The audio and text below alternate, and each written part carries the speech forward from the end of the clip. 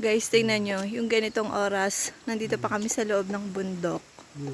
Ang oras ngayon ay 5:59. So, alas 6 na. Almost alas 6 na. Pero maliwanag pa naman siya. Kaya lang, mamayang konti, ayan. Kakagat na yung dilim. Pero still, nasa loob pa kami ng bundok. Yan. Ngayon ay walang hangin. Wala kaming masagap na hangin.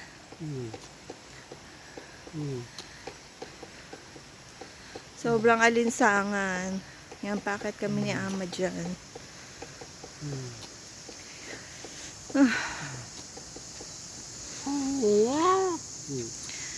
Ayan, may mga suha na. Dito kami sa Swangsea kasi parang kumbaga, na ng suha ngayon. Kaya marami na ngayong naglipa ng mga suha dito sa Swangsea.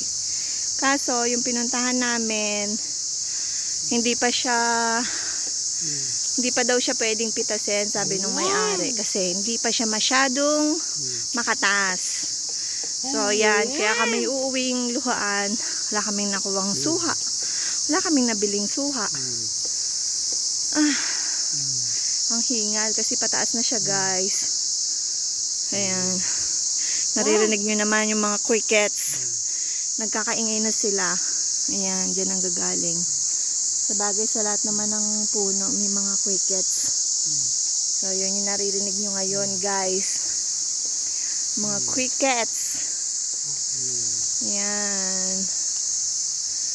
So, yan. Pauwi na kami. Babalik na kami sa sasakyan. Thank you for watching. Bye-bye. Sowa. Bye.